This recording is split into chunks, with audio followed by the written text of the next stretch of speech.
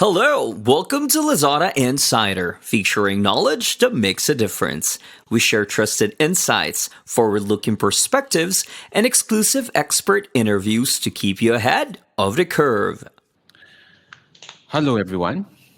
A competitive analysis can help you learn the in and out of your competitions and identify potential opportunities where you can outperform them. Additionally, it also enables you to stay ahead of the curve and ensure your product is consistently meeting and exceeding the industry standard. Determine who your true competition are is typically the first step and set the context for your subsequent competitive analysis. Today, we're going to deep dive into this topic together with Prasad from Ipsos. Prasad has more than 2 decades of experience in helping businesses to understand the market landscape and their competitions in Southeast Asia. Hi, Prasad. Welcome to Lazada Insider platform again. Thank you, Chanzan. It's my pleasure. So let's just jump straight to today's topic. From your experience, could you tell us how important is it to run an in-depth competitive analysis, and what are some of the common pitfalls and challenges when running it? Okay, maybe first of all, I'll take a step back and just talk about how brands need to evaluate their whole performance in a competitive context. And the reason I mention it is we service clients across multiple categories, industries, geographies, and it's so often we still see clients who just look at them in isolation. How am I doing? My KPIs going up compared to last year. Oh, last year 40% people of my market liked me. Is this year the score going 50% and so on? And you totally ignore the competition. I think the first thing which is key for the audience to understand is when you look at your brands, always see how do you perform in the context of competition. It's all about your relative position. It's all about do your consumers see you as a valuable option compared to what's out there in the market. And I believe that would be a good way to start. Sure. So from your point of view, what are some of the essential steps in running a thorough competitive analysis? And how can businesses factor in their target consumers' decision-making journey into this process? Yeah, quite often when we think of competition, we have our own, by we, I mean from the brand point of view, the business point of view, we have our own idea of who our competition is. If you're a Tiger Beer, you think your competition is Heineken and Stella and Carlsberg, and that's it. But consumers don't think of it like that, especially with platforms like Lazada in the Play and all that. And when you can search at a click of a button, your competition is not limited to that particular store, which you might go to, that particular aisle, or what's available at that point in time. It's anything that can be available at the click of a button across multiple geographies. That's one. And secondly, the competition also, we have to look at it primarily from the point of what need is it meeting. Now during COVID, a lot of people are working from home. There's this whole ethos of trying to get fitter as you go along, and people are looking for fitness equipment. Now, if you're an indoor rowing bicycle, you might think other indoor rowing bicycles are your competition, but your competition could be a treadmill, could be an in-home rowing machine, could be a bicycle to go out, could be anything. So I think it's key to look at what need it is that you're trying to satisfy and keep an open mind in terms of competition can come across multiple product categories. And the framework, I believe, to go about looking at that is to see from the consumer point of view, how they go about doing this decision-making process. And we believe, I mean, of course, we can make it as simple or complicated as we want, but we believe essentially it comes down to 2 steps. What we call in a shorthand, shortlist and then choose, or basically consider and then choose. Take any product category. If you want to buy coffee beans, you might have a couple of brands in mind, and then between that you see which one you're more inclined to buy, or if you go to the store or you go online and see the price and availability and things like that. So I think it's understand these 2 steps about consider then choose is quite important to help see how consumers are making decisions when it comes to choosing your brand. Sure, I think that is interesting, and I wanted to deep dive a bit more. So, it would be good if you can elaborate and maybe give us some example on how digital commerce business could bring this to life.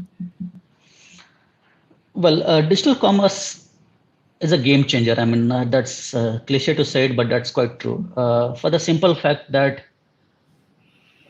you go online, how brands are sorted or displayed makes a big impact on what you choose. Just like a Google search result, you never go to page number 2 or 3. When you do a search for something, what you see on page 1 is typically what you will click on. Likewise, when you search for anything on a platform like Lazada and so on, what appears makes a difference. You have the option to sort by popularity or sort by customer review. That can change which brands get into the shortlist. So the whole point about consider can be heavily influenced by a digital platform such as Lazada in terms of what options are displayed, and it gives a lot more reassurance to consumers when they see things sorted by either popularity or average customer review. You have that peace of mind if you're less familiar with the product and the category that, hey, this is a safe choice. The money I spent is my money going to be well spent. So that's the first step. Digital platforms can help narrow the consideration set. And then between that, people may choose, and it's a cliche to think that people just choose on price, but if that's the case, premium brands and luxury goods would not have a market, but they do. So it's the value you're getting for the amount you paid. Does that make sense to you? And then that's the second stage where people evaluate, and that's a complex process altogether and how people evaluate. Uh, so I was just briefly talking about a couple of examples in the earlier question. I was talking about exercise equipment. So when you search, are you searching for bicycles or are you just searching for indoor exercise equipment? The options you get will differ a lot depending on how you are looking at this whole context. Now, if I am a indoor stationary bike brand and I know most of the consumers are coming to a digital platform such as Lazada in terms of indoor exercise equipment, then I know my competition is treadmills, my competition is rowing machines, could be anything, could be kettlebells to use at home, could be a lot of stuff. Then you know how to frame your value proposition when you're talking about it, either on the site or through communication. You know how to position your brand in the relevant context. Yeah. Sure. I think you highlighted a very important point. So I think nowadays digital commerce business the role of the digital commerce business already go beyond just transactions, like what you have mentioned earlier on. I think it is also important. During the consideration, during the pre-purchase stage as well. Cool. And we know that identifying your true competitions, set the cornerstone for the subsequent competitive analysis. What other information do we need to run a successful competitive analysis from your point of view? Okay. A lot of time, I believe most brands, most marketing teams spend a lot of money trying to own some finely tuned positioning, which may or may not be that relevant. And if I give an example, there are at least, I'm sorry to talk about alcohol, but it's a category close to me. There are 80 brands in beer brands in Singapore. Maybe a typical consumer, if you show them logos, might remember seeing 30 to 40 different brands in their lifetime. Do you honestly think that they can remember what each brand stands for? Unlikely. You can take any particular category. All brands, it's crowded. If you look at a moisturizer or face cream which you're buying, huge options, each with some slightly nuanced positioning and so on. I think the key thing consumers should focus on is the reason to be in that category. So there are certain hygiene factors which you need to move. Moisturizer keeps the skin fresh, young, whatnot. That's one. Secondly, I don't like to use this word salience. It's a very jargony word, but basically what it means is how strongly does the brand come to mind? That actually is quite key. So if the more associations you have with the brand, I've seen this brand on this ad and that ad, and my friends talked about it and so on, the more stronger it's entrenched in your mind. It's like, from behavioral science point of view, we call it vast mental network. So the more association you have, the more likely the brand is to make it to that first step, which is the consideration step. Once that's done, Then the second step is evaluation. So how brands can differentiate, how you can own a particular position or win in the marketplace is primarily by being more familiar. And how you be familiar is, in my opinion, less important. Uh, I don't think you need to say we have SPF 30 plus this plus this plus that. It's basically saying we can do a couple of things, but just keep hammering it in day out, make it a lot more salient. The key thing I want to talk about here when it comes to evaluating your brands in a competitive context is this whole concept of ranking. Now, Chandan, with your background, you probably are familiar with this whole aspect. How a brand ranks in a choice set has a vast more impact on actual sale. What do we mean by that? It's quite common to think that, oh, right now, if you ask consumers to prefer brands in a context, I'm not a big brand and maybe I'm number 4 out of the 10 brands. Maybe next quarter I move from number 4 to number 5. You might think, no big deal, slight decrease. But what we have seen empirically is when brands move just one notch, number 4 to number 5, or move up number 5 to number 4, the gains are disproportionate. So ranking does matter. And I think one key thing when you are judging yourself as a competition is to also see overall you could use many metrics in their preference, in their familiarity, in their spontaneous recall. Where do you stand in the ranking? The higher you move up over time, the more disproportionate gains you are likely to see. And which is why if you see a market leader, they typically have at least maybe twice the share of the second brand, which has twice the share of the third brand. And that's what I mean by ranking matters. And that's key to anything. Sure, I think that is very interesting. So when we talk about, for example, you start with considerations, you're building the salience and the familiarity of it as well. I think at the end of the day, what the brands or the businesses are trying to do is trying to differentiate themselves. Right. I mean, in the competitions context. So do you have other advices, I mean, to the businesses, how to create a successful brand differentiation strategy? Yes, I'll touch upon the key point which I was talking about earlier, which is the framework. It's good to put things in a framework. So coming back to the framework of consider and then evaluate, the key thing to understand or develop a successful strategy to own a particular market is in that particular target market, get a consumer point of view, either through surveys or your own in-house market visits and so on, and see how are they talking about a brand. Nowadays, you can even go online and there are a lot of data mining tools which can look at all the social media chatter out there and see how they're talking about your brands in that context. We can even analyze reviews on digital platforms to see when they say brand A, what comes to mind, brand B, what comes to mind, and so on. So it's quite key to understand in that context, how are they looking at you? Who do they see as a competition? And that helps a brand at 2 levels. A, it will tell you who's a current competition and who's a future competition. What do I mean by that?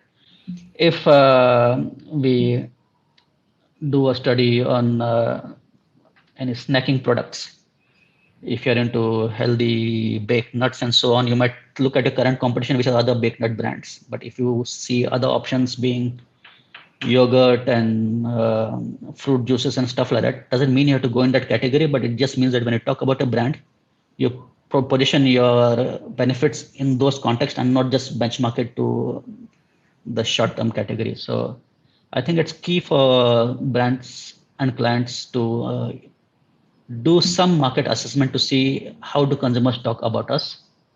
And that does differ. How consumers talk will differ not just by geography, how they talk about you in Singapore will differ by Malaysia, will differ by how they talk about you by age bands.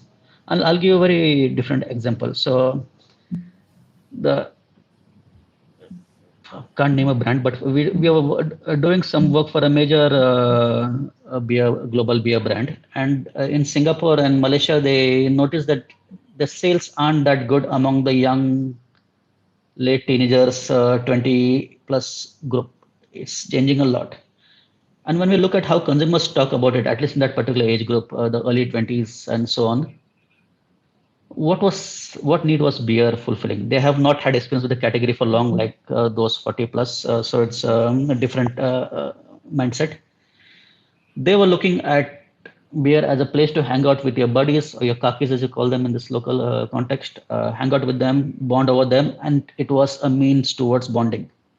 And the same thing they could also get by meeting at a Starbucks. So people are not thinking, should I have a Stella or a Hogarden or a Heineken or a Carlsberg or a Tiger? Do we go to the bar down the road, or do we go to Borki Klaki, or do we go to the nearest Starbucks and where we spend? The client did not see that. Once you understand what's the need you're meeting and what's your competition, then the implications are huge in terms of how you talk about your brand. You show more fun time with friends with your product category, so you entrench that more. So hopefully that leads to more of your brand coming uppermost in your mind when you think of that occasion of hanging out with friends, for example. Cool. And last but not least, do you have any other thoughts or advice or insights to share with our audiences? Yes, I mean, may sound like a spiel coming from a market researcher, but the word, especially in terms of AI and machine learning, it's a cliche. Everyone talks about it. Everyone talks about big data. It's just words people throw about and not knowing what it means. But that has evolved a lot and has evolved rapidly throughout the years. And it's getting a lot more sophisticated. So if you want to do a market understanding, you don't have to do time-consuming, lengthy market surveys in multiple markets. You could even, with powerful AI-based social listening tools, look at the data. They're really getting good. So in the past, I remember when if someone talked about a product and they said it's not good, it's great, the software will say it's not good, one negative, it's great, one positive. But it's a very simple example. But my point is now the software and the analytics are getting a lot more powerful, that they can think things in context. They can you can understand multiple languages, and the translation is getting really good. For those of you who used to make fun of Google Translate when you put in one language and put out other words, and how it used to just jumble out some words which don't coherently mean anything. That's changed a lot over the last few years. So I think one last point I'd like to tell marketers is the world's evolved, especially in the last 5 to 10 years. There are a lot more powerful tools out there which can help you understand this two-step consumer process of consider then evaluate a lot better from your office seat or your working from home seat. That brings us to the end of today's episode. Thanks, Prasad, for sharing with us your insights. Thank you, Chandan. That was short and sweet. This is Lazada Insider. We hope you enjoyed this episode. Make sure you click follow and subscribe so you don't miss our latest insights and expert interviews. Thanks again for joining us. Until next time, take care.